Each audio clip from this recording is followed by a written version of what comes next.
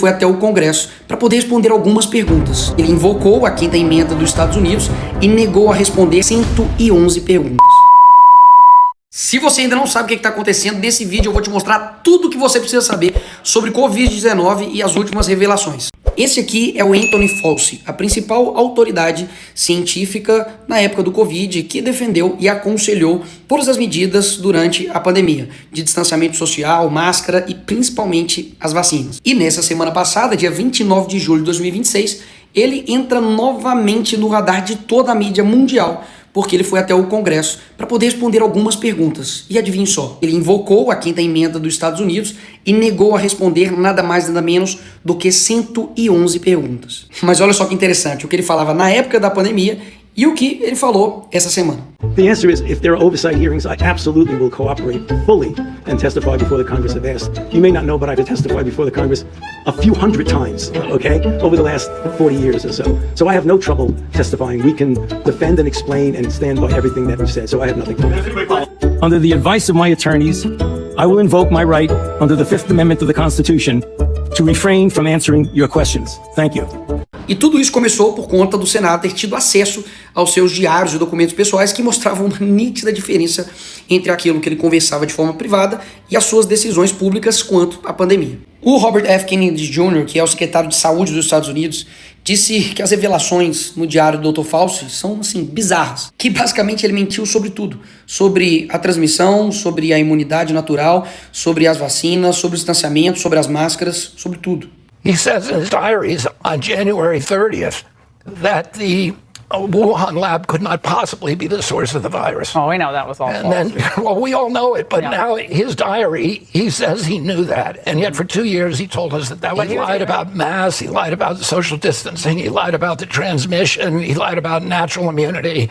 E mais, eles descobriram pela primeira vez que depois do Fauci ter tomado a vacina, ele teve um efeito colateral pulmonar e escondeu de todo mundo. He got vaccinated, a very, very public press conference in January of 2020. And then 5 months later, he had, and this is the first time that we knew this from the diary, he had a pulmonary infarction, which is one of the adverse events that NIH, CDC, and FDA said are expected from the vaccine.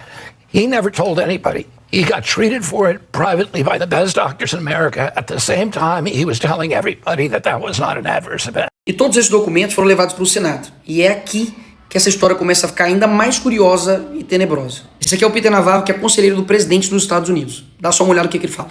In March of 2020, Fauci in his diary, several diary entries, is on record saying that hydroxychloroquine is very, very safe. He wanted it distributed immediately. He wanted remdesivir to go through trials, not the other way around. And he was all for it.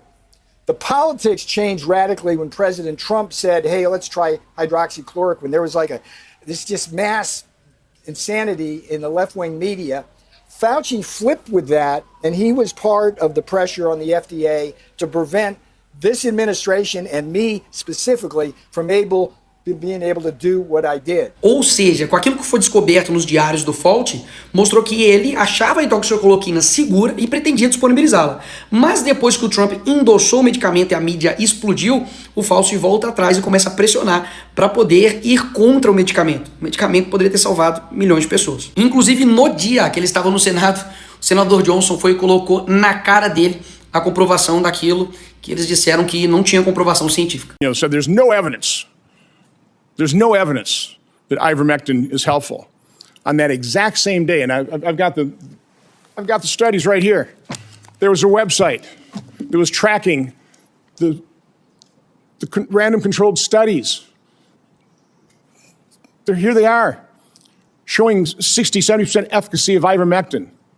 The same day you say there's no evidence, there was all kinds of evidence. Ou seja, tinha alguém que tinha razão. Jair Bolsonaro. Ah, o tempo. Nada como o tempo, não é mesmo? Cadê a esquerda nesse momento? Cadê os artistas nesse momento? Cadê a Globo nesse momento? Vamos falar nada não? Vamos ficar caladinho? Estranho, né? O pessoal tá sabendo disso só pela internet, né? Mas vamos lá, porque piora muito. Ainda durante a audiência, a senadora Joni Ernst perguntou pro Fauci sobre partes de bebês abortados em pesquisas para poder fazer a vacina sobre o Covid.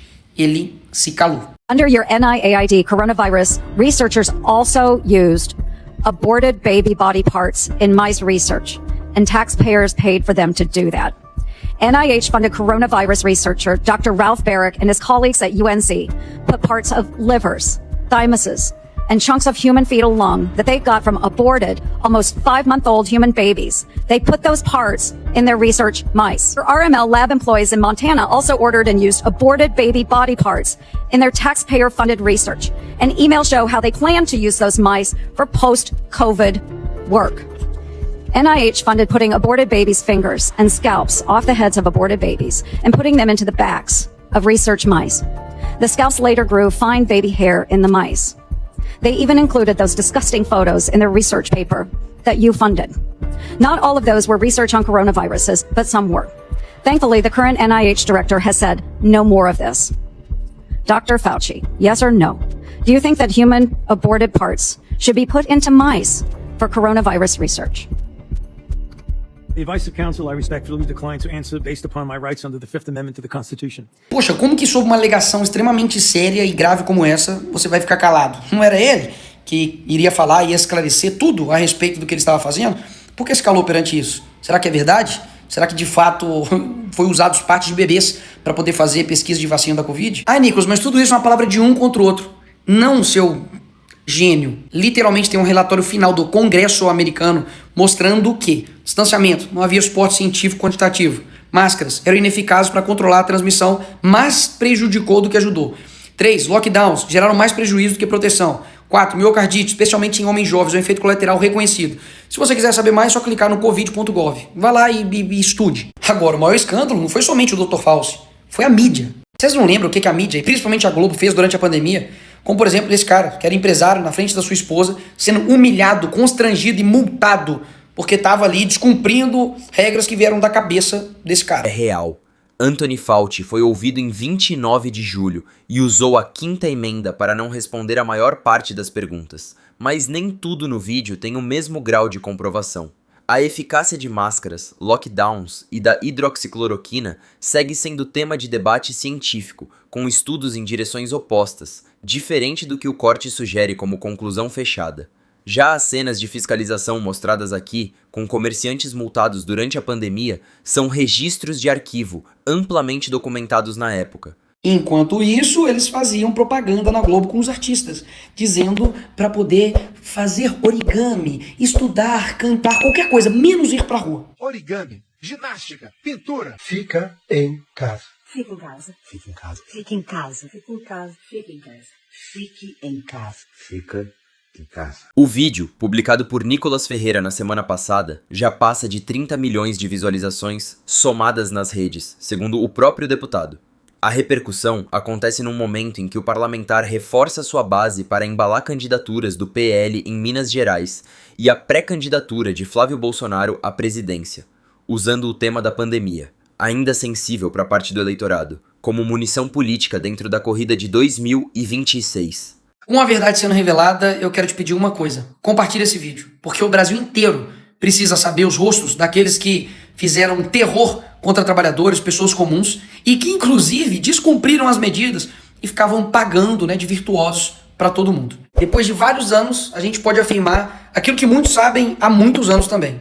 Nunca foi pela ciência. 5 anos depois do auge da pandemia, o debate sobre as medidas sanitárias segue longe de um consenso, tanto na ciência quanto na política. Para Nicolas, a resposta já está dada. Nunca foi pela ciência. Para os órgãos oficiais de saúde, incluindo os que revisaram os estudos citados no vídeo, a conclusão é bem menos categórica.